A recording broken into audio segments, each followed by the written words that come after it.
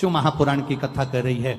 अमावस्या, अधिक मास के 30 दिन पूरे हो रहे हैं। अमावस्या का दिन था, दूसरे दिन अधिक मास का जब संजोग होता है, विराम का दिन होता है। आपको कथा में भी पहले कहा, मेहमान तुम्हारे यहाँ रहते हैं जब तक बच्चों को कुछ नहीं देते हैं। मेहमान जिस दिन जाते हैं 200-500 रुपए बच्चों को दे जाते हैं। अधिक मास का विराम का दिन, वापिस मध्य का प्रारंभ का दिन वापिस हो जाता है। जब अधिक मास विराम होगा, 33 कोटि देवता, यक्ष, गंधर्व, देवता, पितर सब उस दिन लुटाते हैं, संपदा देते हैं, वैभव देते हैं। और उस दिन भूल से भी अगर एक कनेर का फूल शंकर भगवान पर चढ़ जाता है तो जिंदगी का सारा भंडार बाबा भर जाता है। एक पुष्प, कनेर देखा है? पंचपुष्प शिव महापुराण की कथा बाची है पहले, उसमें कनेर के फूल का भी दर्शन कराया था। ये रोड के ज्यादातर लोग ये कनेर का जो फूल है ना, रोड के बीच में लगा देते, क्योंकि उसको जानवर भी नहीं खाता, पशु भी नहीं खाता, पक्षी भी नहीं खाता, जहरीला इतना होता, पीले कलर का होता है, लंबा, काम भी कुछ नहीं आता। बस वो कनेर का फूल, और आंधी तूफान पानी गिरता है तो जमीन पे टपक जाते, ढेर सारे गिर जाते। देखे कि नहीं देखे? अरे बोलो तो जम के, देखा है ना? उसको बकरी भी नहीं खाए, पशु भी नहीं खाए, पक्षी भी नहीं खाए, जानवर भी नहीं खाए, जहरीला कनेर का पीला पुष्प।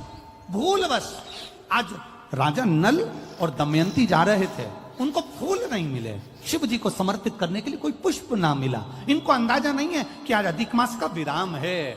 आज नहीं ज्ञात था कि 33 कोटि देवता अपना भंडार लुटाने के लिए तैयार रहते हैं। 33 कोटि देवता, भूलवश। अमावस्या, पुरुषोत्तम की अमावस्या। तुलसी की लकड़ी पानी में घुमाकर, लकड़ी नहीं हो तो माला तो होगी ही, जल में भ्रमण कराकर, जल में घुमाकर, तुलसी की लकड़ी को जल में डालकर स्नान जो करता है, मात्र घुमाना है, लकड़ी डालकर नहीं रखना है, घुमाकर अपने पूजन वाले स्थान पर रख लो, या पानी में पहले से घुमा लो, उस पानी को ले जाकर डाल दो। अमावस्या स्नान जो जीव करता है, शिव महापुराण की कथा कहती है, जितनी वर्ष में सोमती पड़ती है, सोमती अमावस्याएं पड़ती हैं, शनिचरी अमावस्याएं पड़ती हैं, सारी अमावस्या का पुण्य उस जीव के खाते में चला जाता है। सोमती अमावस्या का फल ही यही है कि जिन वर कन्या का विवाह नहीं होता, जिन लड़का लड़की का विवाह नहीं होता, जिन पति पत्नी में आपसी में टकरार चल रहा हो, अदालत तक बात पहुंच गई हो, जिस घर में शांति नहीं रह रही हो, आपस में क्लेश बड़ा मचा हो, ऐसी हो गया मन में कि अब ये तनाव बहुत बढ़ गया है, संबंध टूट जाएगा, तो निवेदन है सोमती अमावस्या के दिन आप भी सोमती अमावस्या के दिन पीपल के वृक्ष के नीचे जाकर उस पीपल की पूजन कर कर उस पे कुंकु सिंदूर चंदन समर्पित कर कर कच्चे सूत से 7 परिक्रमा करिए। 7 बने तो 7, वैसे तो 108 लगाओगे तो आपके जीवन में सुखता आएगी। और ये वो सोमती अमावस्या पड़ रही है जिसको सोम पुष्प कहा जा रहा है। भगवान शंकर के लिए शुभ है। आप 108 फेरी लगाएं, चाहे दाने से लगाएं, चिरंजी से लगाएं, जिससे भी लगाएं, पीपल की पूजन करें, जल अर्चना करें। इतना निवेदन करता हूं कि आपके घर में अशांति नहीं हो सकती, परिवार में प्रेम जरूर बढ़ेगा। निवेदन है जिसके घर में क्लेश बहुत मचा हुआ है, या कोई पैसा खाकर चले गया, धन नहीं दे रहा, रुपया नहीं दे रहा, और बहुत मशक्कत कर लिए, हाथ जोड़ लिया, पांव पड़ लिया, रुपया नहीं दे रहा, तो काली तिल्ली को पानी में गला दीजिए और पानी में गलाकर उसको सुबह पीस लीजिए। सोमती अमावस्या के दिन सुबह पीस लो, पीस कर एक कटोरी में उसमें पीला चंदन मिला लीजिए, उसको लेकर जाइए। 1 लोटे में दूध और जल लेकर जाइए, 5 बेलपत्र लेकर जाइए, शंकर के मंदिर में पहुंचिए। शंकर जी के शिवलिंग को, वो जो तिल आपने पीसी है उस तिल को आप मिक्सर में मत पीसना, हाथ में कूटी, हाथ से कूटिए या कोई बैलन से या कोई वस्तु से उसको पीसिए और पीस कर उसका उत्तन तैयार करिए, उसमें चंदन मिलाकर शंकर के शिवलिंग को समर्पित करिए, शंकर के शिवलिंग को लगाइए। केवल शिवलिंग को ही नहीं, भगवान शंकर की संपूर्ण जलाधारी पर, जहां शंकर भगवान की बेटी अशोक सुंदरी है, कार्तिकेय जी हैं, गणेश जी हैं, उस पूरे जलाधारी में जहां पार्वती मैया भी विराजमान है, पूरी जलाधारी को समर्पित करिए। समर्पित कर कर त्रिपुंड लगाइए, अपनी 3 उंगलियां उसी चंदन पर फेर दीजिए। फेर कर अपनी कामना कर कर बेलपत्र चढ़ा दीजिए। 5 या 7 बेलपत्र आपके भाव से आप शिव को समर्पित कर दीजिए। समर्पित कर कर हाथ में कलश लेकर दूध और जल मिला हुआ पात्र लेकर शंकर को समर्पित करिए और बाबा भोलेनाथ से विनती करिए कि जिस व्यक्ति ने हमारा धन खाया है, जिस व्यक्ति ने पैसा रख लिया या कोई लेकर चले गया या कोई ऐसा काम हो गया कि वो धन आ ही नहीं रहा है, बहुत तकलीफ में है, तो बाबा से विनती करो। मुझे पूरी उम्मीद है कि सोमती अमावस्या इस बार आप जो कर रहे हैं, अगली सोमती अमावस्या जब आएगी, इतनी प्रसन्न चित्त में आप ये पूजन करेंगे, वापिस करेंगे और पूरे परिवार समेत करेंगे। जब आपका धन आ जाएगा, वैभव हो जाएगा, तो आप वापिस उसको धारण करेंगे।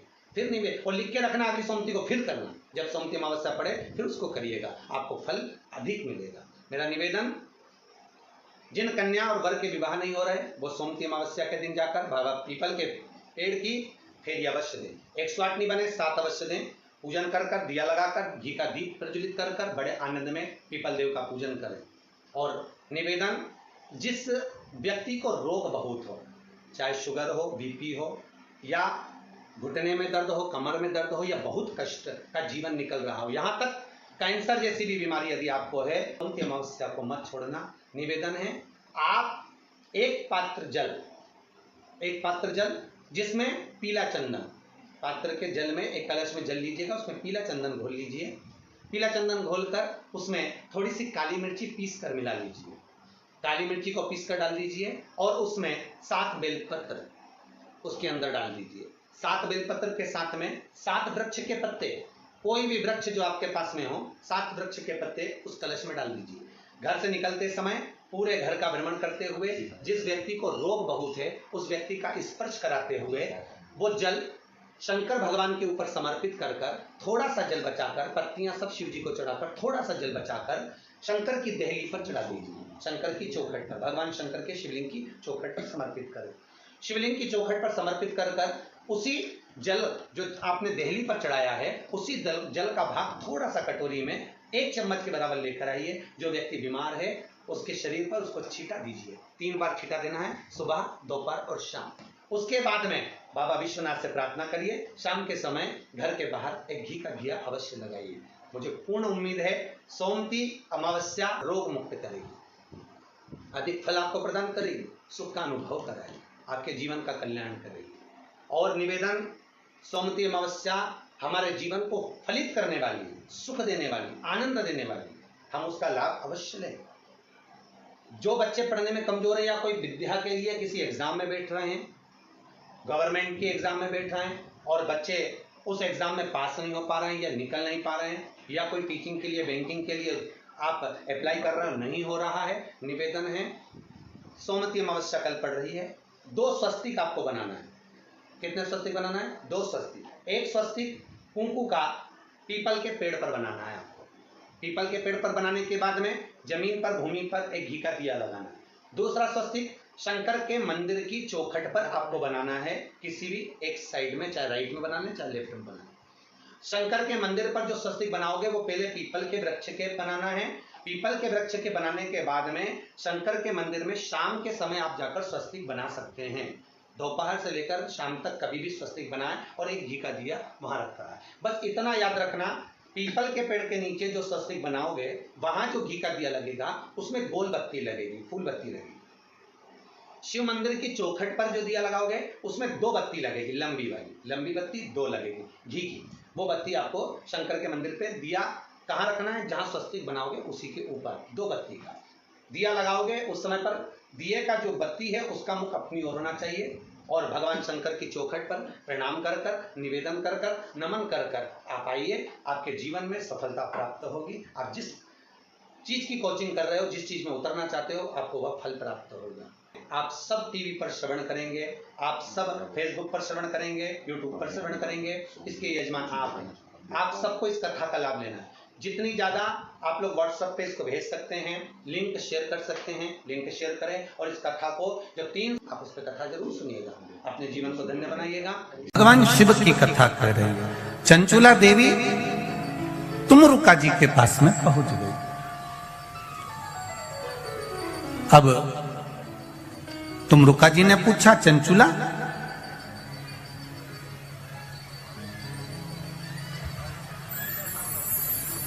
तुम यजमान ढूंढने के लिए गई थी शिव महापुराण के लिए, किसी को जोड़े से बिठाना है, आप ढूंढने गई थी, कोई मिला? चंचुला देवी कहती हैं मैंने पार्वती जी से पूछकर शिव जी की आराधना करी, भगवान शंकर को जल चढ़ाया, शिव जी की पूजन करी, पर शंकर भगवान प्रसन्न ही नहीं होते, प्रकट ही नहीं होते। कारण क्या है? तुमरुका जी ने कहा तुम्हारे पूजन करने से शंकर प्रसन्न नहीं हो रहे, नहीं हो रहे। कारण क्या है? पता नहीं।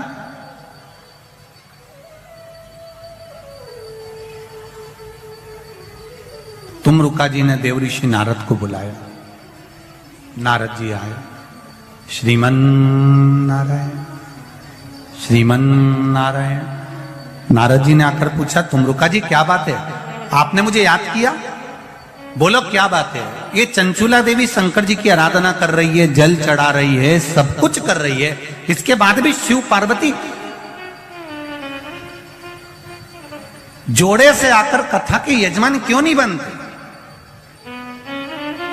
कहा, देवऋषि नारद ने कहा कि ये जब जल लेकर जाती है जल भूमि पर गिर जाता है। किसी अतिथि को भोजन कराते समय हाथ से गिलास, ट्रे से गिलास नीचे गिर जाता है, या पूजन करते समय कलश जमीन पर लुढ़क जाता है, या भगवान को जल चढ़ाते समय पानी का कलश जमीन पर गिर जाता है, देवऋषि नारद पुराण में कहते हैं उसका एक कारण होता है कि जो पूजन कर रहा है, जो भोजन करा रहा है, या जो जल देने जा रहा है, उसके पूर्वज जरूर प्यासे हैं और उनको अन्न का भाग नहीं मिल रहा, इसलिए वो जल बार बार भूमि पर गिर रहा।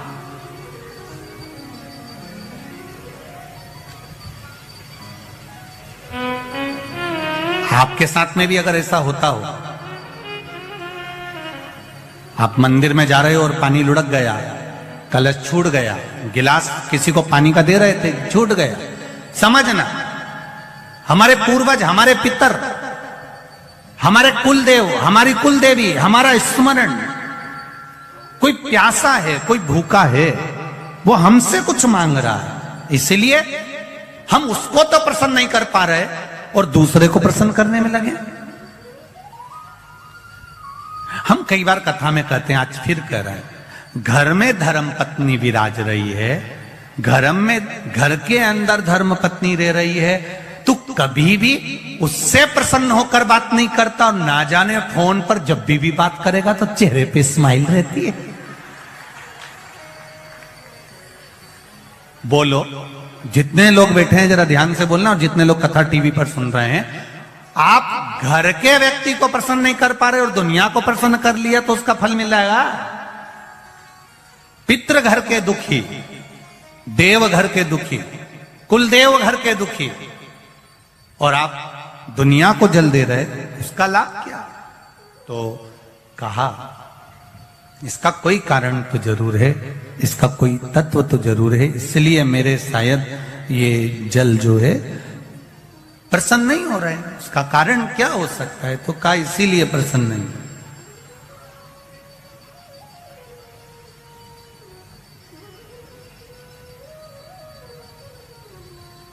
ये धर्म पत्नियां जो होती हैं ना, ये बहुत ध्यान रखती हैं अपने पति के चेहरे का। ये केवल करवा चौथ पे चेहरा नहीं देखती है। तो इस अंदाजे में मत रहना कि करवा चौथ पे अकेले वह चलनी में मुंह देख लिया। ये वो करवा चौथ पे जो मुंह देखती हैं, उस स्माइल को बाकी के दिन की स्माइल से मैच करती रहती है पूरे साल।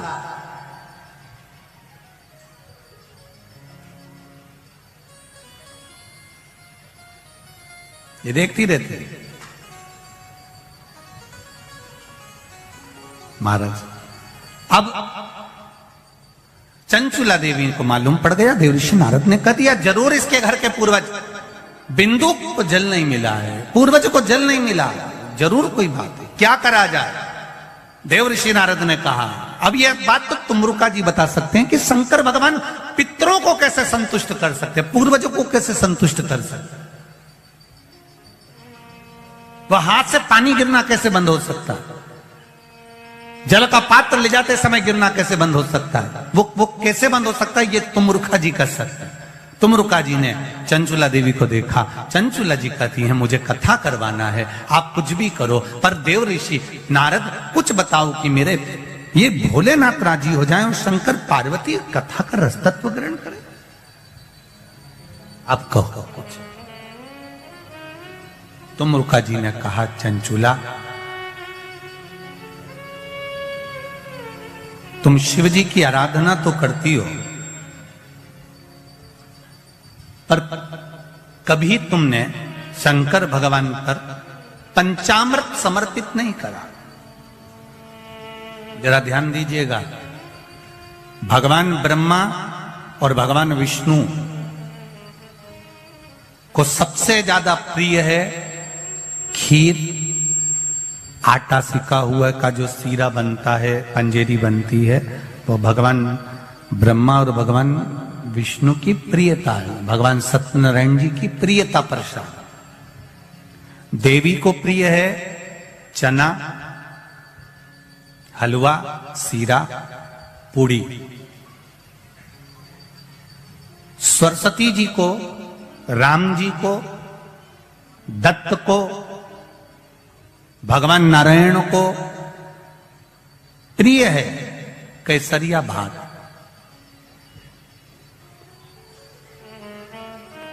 पर 33 कोटि देवी देवताओं में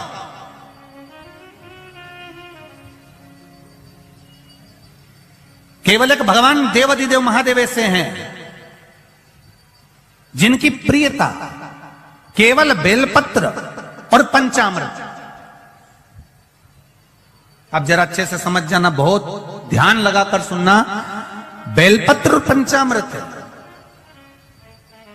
तो कहा पंचामृत तो स्नान के काम आता है भगवान को। दही चढ़ाओ, पंडित जी बोलते हैं, दूध चढ़ाओ, शहद चढ़ाओ, शक्कर चढ़ाओ, दूध चढ़ाया, जल चढ़ाया, गंगा जल चढ़ाया, ये सब तो हम भगवान के स्नान में काम लेते हैं। नहीं, अगर आप शिव जी को एक कटोरी में पंचामृत बनाकर ले जाते हैं, दूध, दही, शहद, घी, शक्कर, ये सब मिलाकर यदि आप लेकर जाते हैं और ले जाकर भगवान शंकर के सामने समर्पित करते हैं, एक बेलपत्री अशोक सुंदरी, अभी तक आपने जो बेलपत्री चढ़ाई है अशोक सुंदरी के ऊपर, डंडी का मुख जहां से पानी बहता है उस ओर रखा जाता है। पर जब हमें ऐसा लग रहा है कि हमारे पितृ भूखे हैं या हमारे पूर्वज प्यासे हैं या उनको भाग नहीं मिल रहा, इसलिए मेरा कोई काम नहीं हो रहा, इसलिए शिव राजी नहीं हो रहा है, तो ये बेलपत्री के भाग को बदल दिया जाता है। ये बेलपत्री अशोक सुंदरी की जगह पर जब चढ़ाया जाता है तो ये पत्ती का जो भाग है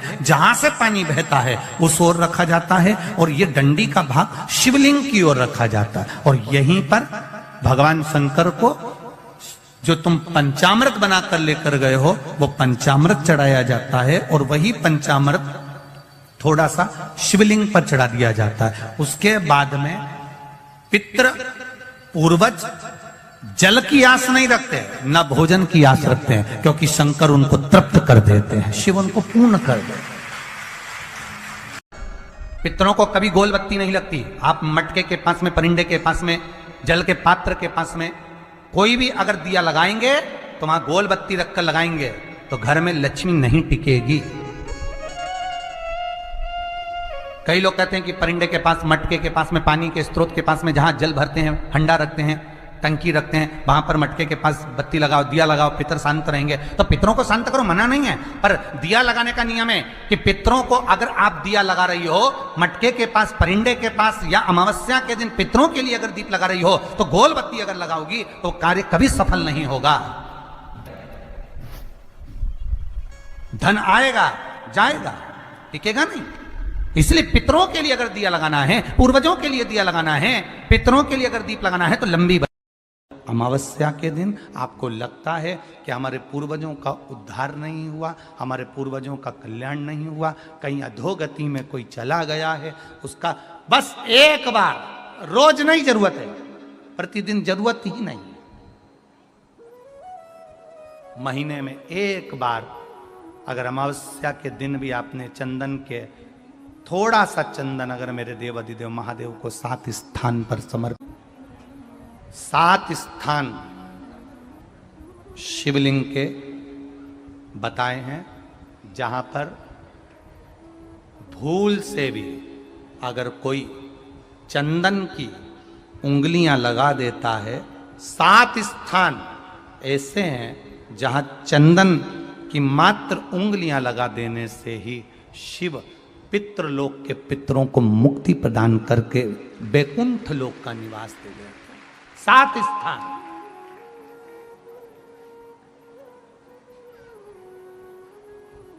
और वो 7 स्थान जो चंदन के बताए गए हैं, पहला भगवान देवाधिदेव महादेव के शिवलिंग पर चंदन का लेपन। समझ लेना जरा बहुत अच्छे से। आपको लगता है स्वप्न में कोई मुर्दे दिख रहे हैं, या कोई जल रहा है, या कोई मर रहा है, या कोई चला गया है, ऐसा भय लगता है। बच्चों को मानी भेजूंगी ऐसा हो जाएगा, पति को मानी भेजूंगी ऐसा हो जाएगा, कोई हमारे कोई गलत तो नहीं कर रहा है, आपको लगता है। 7 स्थान चंदन के बताएं महाराज। पहला शिवलिंग, दूसरा जहां गणेश जी का स्थान है, मालूम है ना सबको, जम के बोलो जरा, मालूम है ना सबको, जहां गणेश जी का स्थान है वहां अलग से गणेश जी बैठे, वहां नहीं। शिवलिंग में जलाधारी के ठीक सामने राइट में गणेश, लेफ्ट में कार्तिकेय, बीच में अशोक सुंदरी। तो पहला चंदन बाबा के शिवलिंग पर, दूसरा गणेश जी पर चंदन की उंगली, तीसरा षडानंद कार्तिकेय पर चंदन की उंगली, चौथा अशोक सुंदरी पर चंदन की उंगली, पांचवा जलाधारी पर चंदन की उंगली, छठा जो शिवलिंग का जल बह रहा है इसके ठीक विपरीत की ओर चंदन की उंगली, और 7वां चंदन नंदी के मस्तक के ऊपर जो 2 सींग लगे रहते हैं उस पर चंदन की उंगली। ये कब लगाई जाती है, या तो पित किया है। अशोक यहाँ पर वर्णन कर रही है, मैना धन्य और कला की कथा कह रही है। तीनों ने सनकादि ऋषियों से मांगा। चंदन भगवान को अति प्रिय होता है, और चंदन ही एक ऐसा होता है जो पितरों को भी प्रिय होता है, जिसका स्पर्श मात्र लगने से पूर्वजों का कल्याण हो जाता है। वो चंदन का साथ ही छोटी सी एक कटोरी, उस कटोरी में धान भर लीजिए, चावल, उसमें एक लौंग और एक बेलपत्र, बस ये रख लीजिए। जो हंडा होता है, घर में पानी का मटका होता है, पितरों का जो स्थान होता है जहां पानी पीते हैं अपन, मटका, हंडा, टंकी, बाल्टी, जो भी हो। आजकल तो लोग आरओ लगा लिए हैं, तो नीचे भी तुम मटका रखते होगे, हंडा रखते होगे, टंकी रखते होगे, उसी के पास में वो कटोरी रख दीजिए। 14 की रात्रि, अमावस्या के दिन उस कटोरी का चावल, बेलपत्र, ये सब शिव मंदिर के अंदर आप कोई भी एक स्थान पर, कोई दोने के अंदर रखकर या कागज के अंदर रखकर, शिव स्थान पर, शंकर के मंदिर में शिवलिंग को केवल स्पर्श कर कर जमीन पर ही उसको एक कागज में या दोने में, उसको जहां जलाधारी होती है वो जलाधारी के पास में गणेश वाले स्थान पर अन्न रखते हैं। जब हम चावल और एक बेलपत्र और एक लौंग जो रखते हैं वो हम गणेश जी वाले स्थान के साइड में रखते हैं, नीचे की ओर रखते हैं।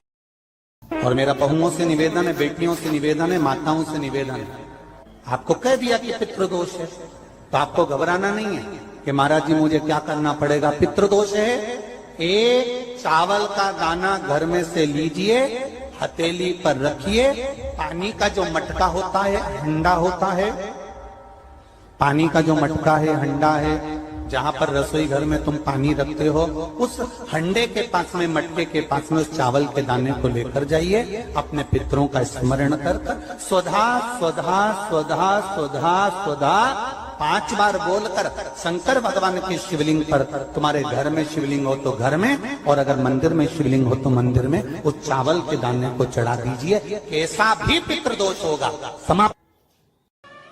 घर में यदि क्लेश उत्पन्न हो जाता है, आपका धन, आपकी प्रॉपर्टी, आपकी जमीन, आपका प्लाट, आपका दुकान, आपका पैसा, यदि किसी ने कब्जा कर लिया और छोड़ नहीं रहा, प्रत्येक अमावस्या के दिन पीपल के वृक्ष के नीचे जाकर 2 दीप लगाइए घी के। दोनों दीप के सामने एक हल्दी का चावल, एक कुंकू का चावल का दाना रख दीजिए और स्वधा स्वधा स्वधा स्वधा 3 बार कह दो और स्मरण करो, हे हमारे कुलदेव, पितृदेव, शिवदेव, महादेव, कृपा कर कर मेरा जो जमीन है, मेरा जो धन है, मेरी जो प्रॉपर्टी है, मेरा पैसा लोगों ने हथिया लिया, देते नहीं। अपना गोत्र बोलकर स्मरण कर कर बाबा मेरा धन मुझे वापिस ला कर दो। एक अमावस्या पर करो, फिर अगली अमावस्या करो, ऐसे 2-4 अमावस्या करोगे। जिसने ले रखा है वो खुद सोचेगा कि मुझे क्या हुआ, कि मुझे देना है, उसका पैसा चुकाना है, धन रखेगा नहीं। पितृ सुधा का नाम स्मरण करते से, जब हम सुधा सुधा सुधा सुधा कहते हैं, पितृ उसको स्वीकार करते हैं। जैसे अग्निदेव की धर्म पत्नी स्वाहा, क्या है, जम के बोलो जरा, स्वाहा। जब हम यज्ञ करते हैं, सांकल ले देते हैं, ओम वैष्णवे स्वाहा। स्वाहा बोलते से ही अग्नि देवता की धर्म पत्नी उस भाग को